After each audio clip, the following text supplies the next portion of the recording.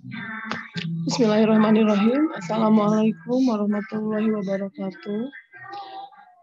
Selamat berjumpa dengan saya di mata kuliah kewirausahaan untuk kelas agribisnis reguler.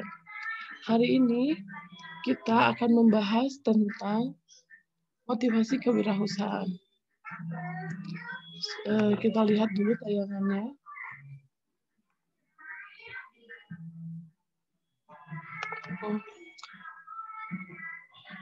Motivasi kewirausahaan sangat penting. Kenapa sangat penting? Karena kita lihat dulu, apa itu motivasi? Motivasi adalah berasal dari kata Latin movere, yang berarti dorongan atau menggerakkan. Pentingnya motivasi karena motivasi adalah hal yang menyebabkan, menyalurkan, dan mendukung perilaku manusia supaya mau bekerja giat dan antusias mencapai hasil yang optimal.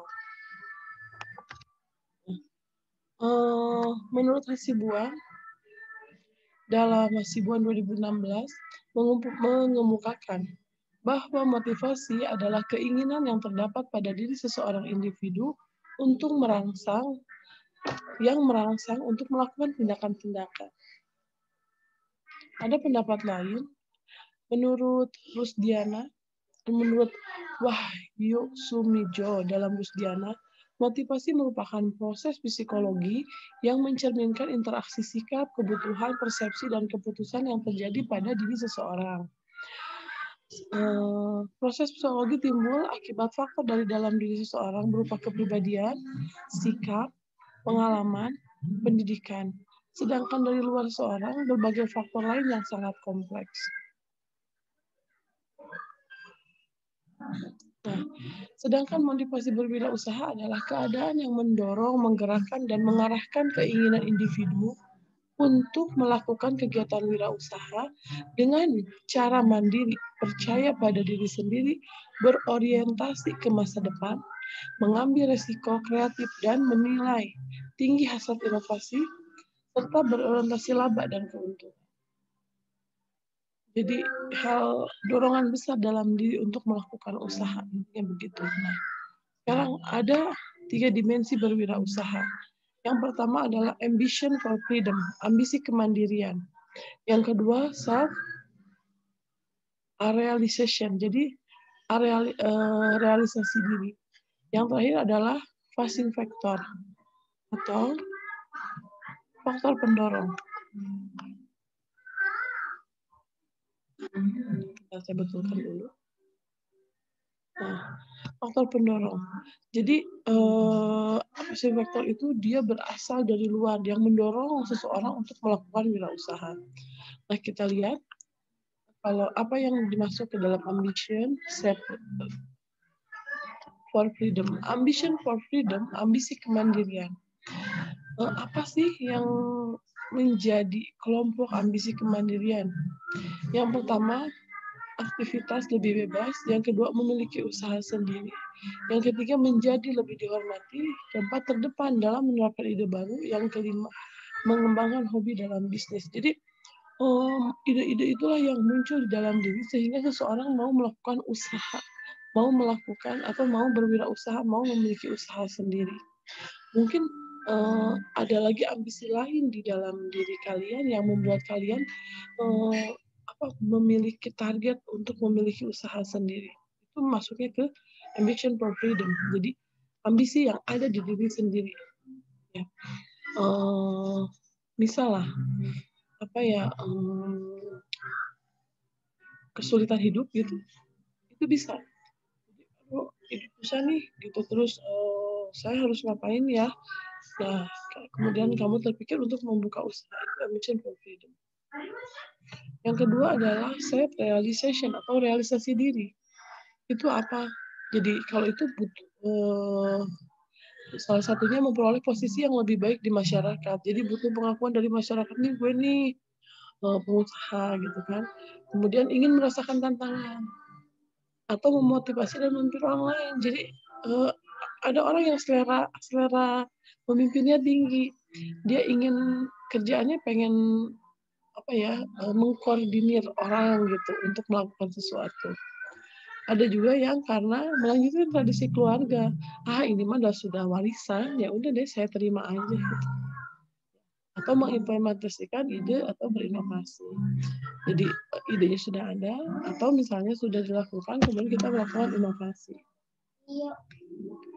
Nah, yang ketiga adalah pushing factor atau faktor pendorong. Nah, ini jelas-jelas dari luar, jadi ingin memperoleh pendapatan yang lebih baik. Ya, hidup tuh susah wae sih gitu, kerja di pabrik, gaji nggak cukup terus. Yaudah deh kita tambah usaha lain, misalnya jualan bakso atau apa online gitu. Jadi sambil ke pabrik, sambil bawa-bawa apa gitu, sambil bawa-bawa dagangan. Kemudian tidak puas dengan pekerjaan, jadi nggak enak banget lah jadi pegawai, gue mau jadi bos aja gitu. Nah, itu menjadi pushing faktor atau pendorong. Dan mungkin tidak semua ini terdapat di satu orang. Jadi orang-orang tertentu akan memiliki alasan yang berbeda atau motivasi yang berbeda setiap orang. Ya. Nah, kemudian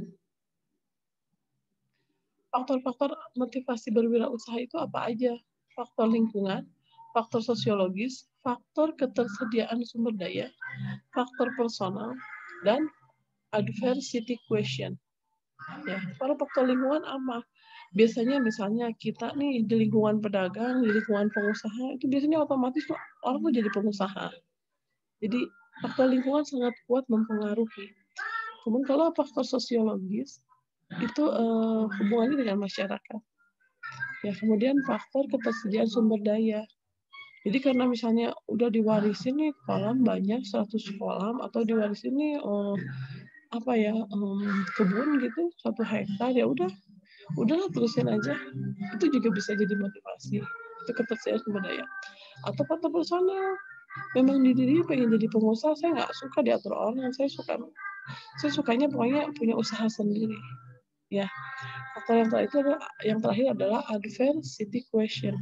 Kalau ini adalah kecerdasan mengidentifikasi masalah dan menanggulangi masalah, serta mengambil keputusan cerdas dan baik. Jadi seberapa besar seseorang itu bisa peka terhadap masalah. Jadi kadang kan ada orang yang gue mah nggak peduli gitu. Nah, tidak punya empati gitu. Nah, kalau yang adversity question-nya tinggi, biasanya dia punya motivasi usaha yang tinggi. Karena apa? Dia tuh peka terhadap kejadian-kejadian sosial yang ada di lingkungannya. Itu sangat dibutuhkan, dan itu harus sebenarnya itu bisa diasah. Jadi setiap orang akan punya adversity question dengan tingkatan yang berbeda. Pengaruh pengaruh lingkungan juga menentukan. Nah, selanjutnya Siregar dan Nara itu dari 2011 dia mengelompokkan motivasi itu ya jenis dan sumbernya itu menjadi 2, motivasi intrinsik dan motivasi ekstrinsik. Di mana motivasi intrinsik itu adalah motivasi yang berasal dari dalam dirinya. Kalau yang tadi self kemandirian itu kan. Jadi tumbuh dari dalam diri saya, mau jadi pengusaha karena kesulitan, bukan karena kesulitan, karena memang punya daya punya semangat yang tinggi untuk melakukan usaha. Nah, itu motivasi intrinsik. Kalau motivasi ekstrinsik adalah motivasi yang berasal dari luar atau pushing factor. Jadi lingkungannya yang menyuruh kamu, orang tua sih yang nyuruh sih, udah jangan jadi pegawai, terusin aja nih usaha mama, terus aja nih usaha papa gitu. Atau misalnya memang dia ternyata jadi pegawai gaji segitu-gitu aja. Itu kan lingkungan. Nah, lingkungan yang memberikan gambaran betapa misalnya enaknya jadi pengusaha, betapa enaknya jadi entrepreneur. Nah, kenapa kita harus punya motivasi?